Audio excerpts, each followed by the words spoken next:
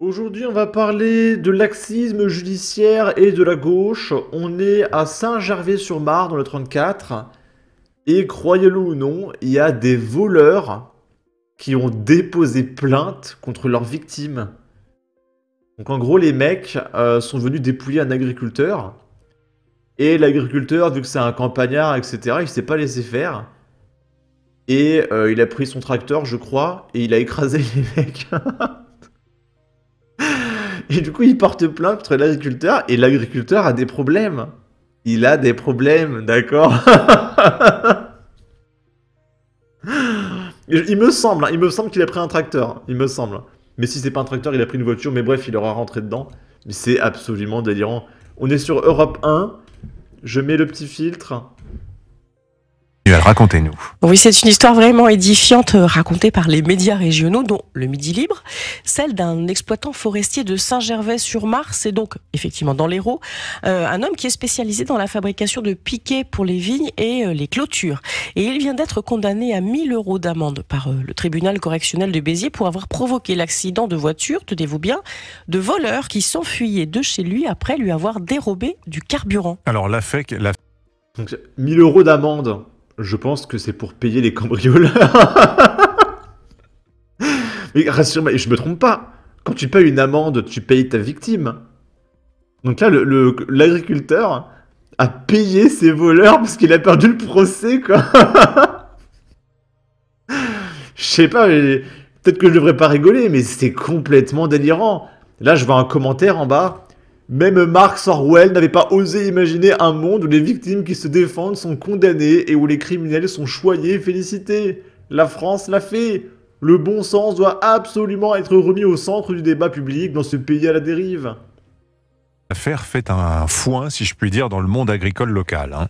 Oui, parce qu'elle est représentative d'un immense ras-le-bol, celui des vols à répétition dans les fermes, les pillages de machines, d'essence et aussi de production, des razzias incessantes et impunies.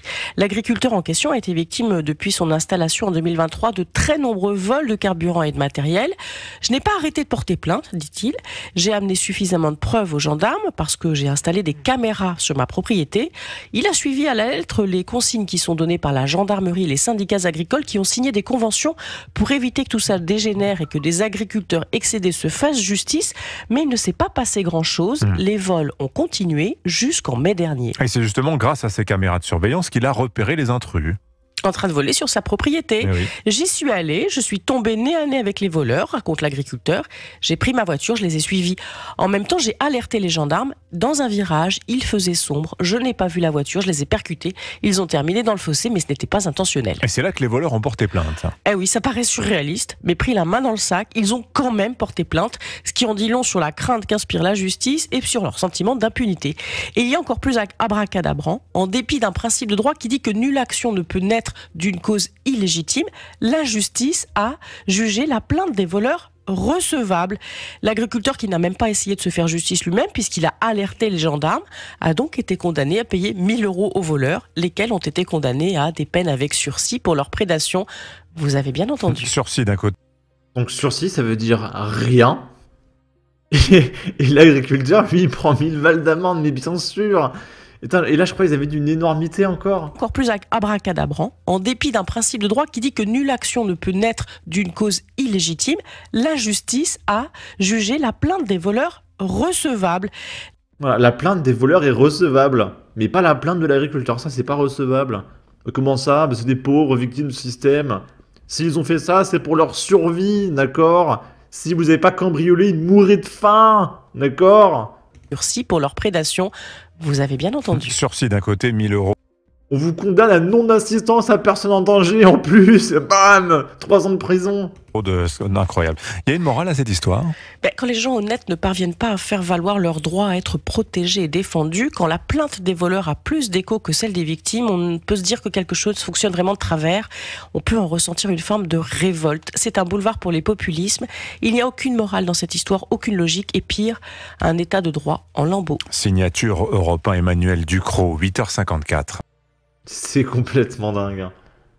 Je propose qu'on condamne tous les innocents et qu'on relâche tous les coupables. De toute façon, on est intouchable. Et on va aller voir mon gif sur mon profil, que j'aime beaucoup.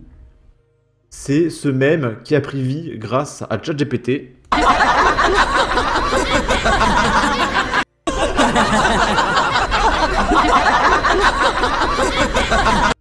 C'est terrifiant.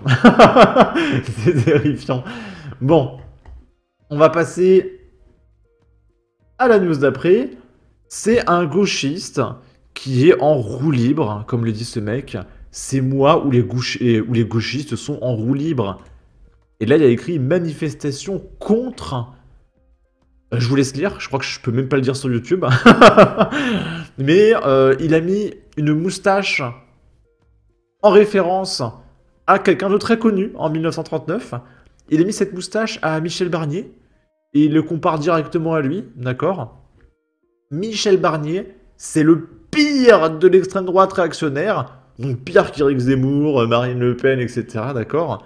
Violente, xénophobe, LGBT-phobe, misogyne, climato-sceptique, il manque platiste, raciste, viriliste, islamophobe, grossophobe, validiste, suprémaciste blanc. Ouais, il manquait plus que platiste.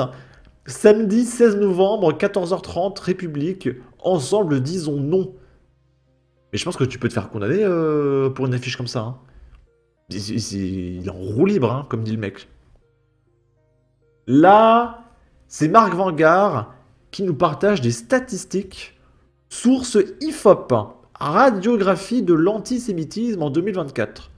Donc ce qu'on va lire là, ce sont des statistiques, ce ne sont pas mes propos. Moi je ne dis rien, d'accord? C'est une lecture de stats. Donc les causes de l'antisémitisme selon les Français de confession juive. Et du coup les juifs vont nous expliquer d'où vient la haine. Pour 73% d'entre eux, ça vient de la haine d'Israël. Pour 56% d'entre eux, et je ne fais que lire les statistiques, attention, ça vient des idées islamistes. Pour 42% d'entre eux, ça vient de l'extrême gauche, avec un drapeau communiste, le même que Staline, d'accord? Pour 16% d'entre eux, ça vient du complotisme. Et pour 10% d'entre eux, ça vient de l'extrême droite. Donc c'est-à-dire qu'il y a plus de juifs qui ont peur des complotistes que de l'extrême droite. C'est pour vous dire le décalage avec la réalité de la gauche, qui t'explique que Marine Le Pen, c'est le bruit des bottes, etc. Souvenez-vous, il y a 80 ans, ce parti qui a été fondé par Jean-Marie Le Pen et ses idées nauséabondes, etc. Alors que les concernés eux-mêmes ont plus peur des complotistes que l'extrême droite. Et on va terminer avec ça, c'est relayé par Surmulo News. Et j'ai demandé si c'était pas une IA. Mais non, ça vient d'un vrai truc. Et en fait, Sébastien Delogu est tellement lunaire que Surmulo News a perdu son travail. Et du coup, plutôt que de faire des blagues, il relaye directement les propos de Sébastien Delogu. Ça va plus vite. Hein. Et du coup, Sébastien Delogu nous explique que s'en prendre aux dealers, c'est comme s'en prendre aux malades du cancer. Parce que ceux qui consomment, ils sont malades en quelque sorte. Ils sont victimes des substances qui, je rappelle, veulent être légalisées par la LFI. Donc c'est-à-dire que c'est comme si la LFI légalisait le cancer, si je comprends bien. Si je me trompe pas.